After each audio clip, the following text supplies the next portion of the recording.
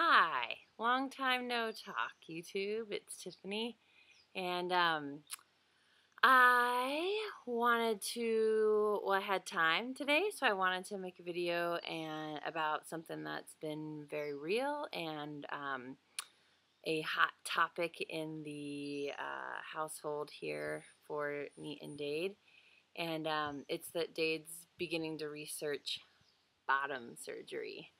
And I think what I want to start with is that I think there should be this whole movement in the trans world that we should stop calling it bottom surgery because it sounds like you're going to get your bottom worked on.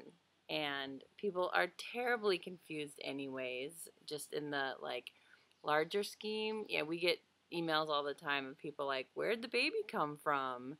And asking to, just people are confused on pretty simple subjects. Like, I thought we all knew where babies come from. Sperm, egg, vagina. Like, it's pretty straightforward. So I think when we say things like bottom surgery to people who might be outside the trans community, there could be some real confusion as to what's going on. And it's just awkward, I think. I don't know. I don't know what to call it because the real terms are very confusing. It's like matoidial, colloidal, matoid. I don't really know. It's a Centurion metoidioplasty with urethral lengthening. A what? Centurion metoidioplasty with urethral lengthening. Centurion? Centurion. Centurion? Centurion. Centurion. Centur. It's T, but it's pronounced ch.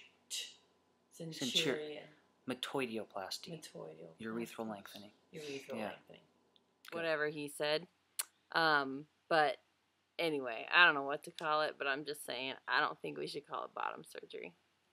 So anyway, so Dade's thinking about it, beginning to do the research, and well, first of all, I guess it's kind of interesting because when we first started this whole journey, the bottom surgery discussion along with his beard were things that I was like, I don't ever want you to have those things. I don't ever want you to have facial hair, and I don't ever want that surgery. There's no good alternatives, or it just seemed like those were two things that I felt like, okay, I'm fine with all this, but don't do those. And I don't know why, so don't email me and ask me. It just was where my head was at when all this started 2 years ago, and and of course now he has this beard, and it's fine, and I love it, and it doesn't weird me out, and so I'm feeling like it'll probably be the same way with this surgery if he decides to go through with it. I think, there's lots of phases to it, it sounds like, and it seems like maybe the first part is to, and I'm sorry if I slaughter all this because it's really all very new to me. I'm learning about it as Dade does his research, which to other trans folks who have partners, at least for us, that's been really, really helpful that Dade's actually talking to me about it as he does the research to say, this is what I learned, and here's pictures, and here's what it looks like, and here are the options, instead of researching it in the back bedroom and then coming out one day with this hey, I'm gonna do this. So that has been really helpful, and I'm trying to stay on it and learn as well. And so the hysterectomy sounds like the first thing, and I am 100% behind that because for a million reasons, it doesn't need to be in there with him. It's not healthy for it to be in there for him. Mentally, it's challenging to have that body part that doesn't feel right in there for him. And I think, hormonally, it creates a whole lot of barriers that don't need to be there.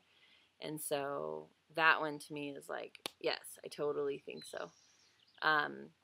And then the next step is, you know, options of basically having like the anatomy put in, or what anatomy a person has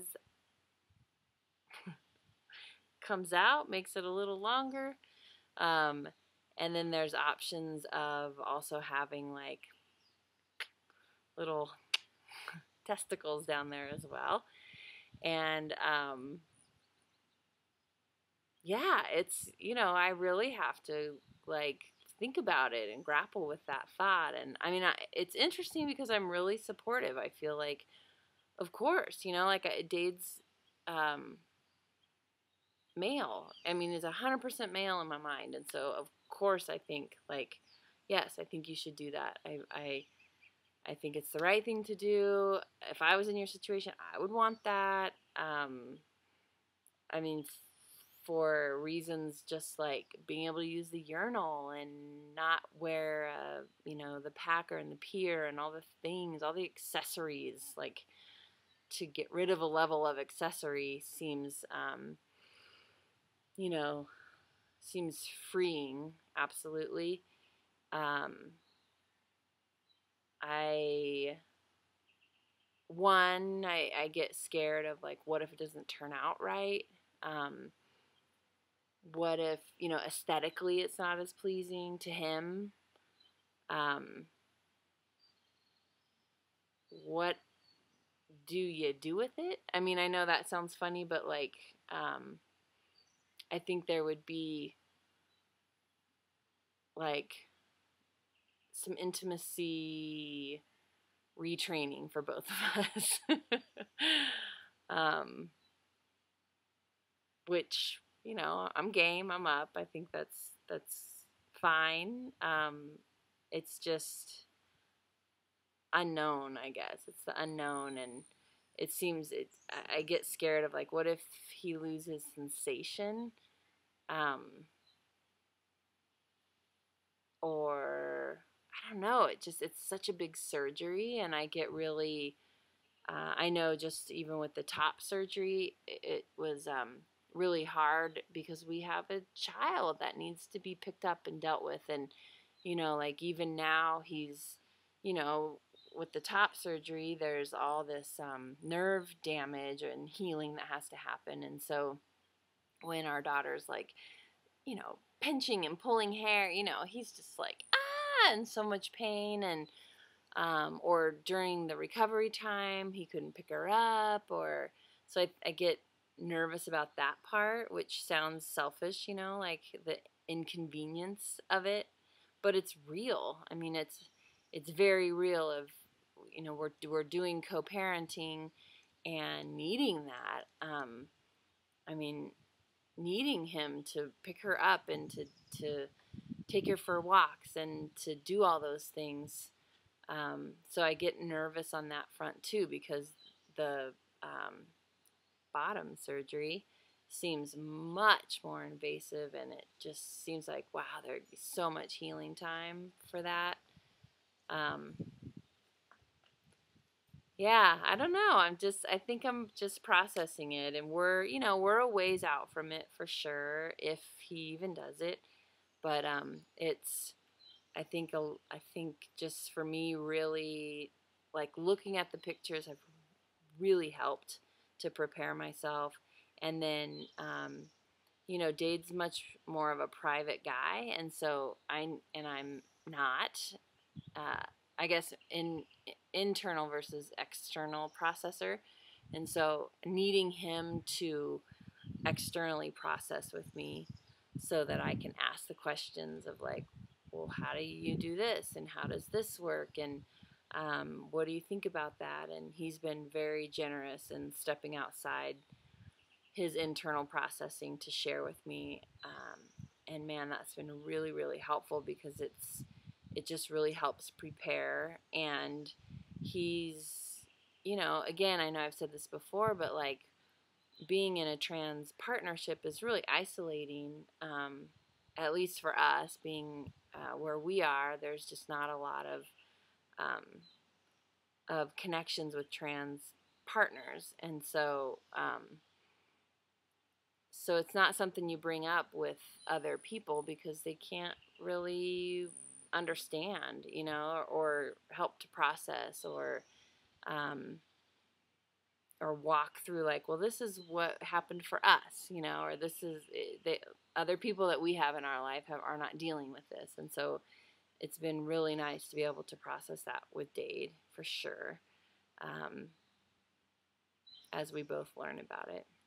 So anyway, that's what's new in our life, and that's what we're processing. And I'm betting probably moving towards. I think that's probably where we're heading, and just just learning. I think that's really key. Me keeping my mind open, and my empathy flowing, and knowing how important this is and how real it would be for me if I was in that situation, and how amazing it is that we even have the technology to do that, you know? Like, that's pretty amazing. Anyway, that's it for me. Let me know if you have any other names than bottom surgery. It's a movement. Ah! All right. Bye.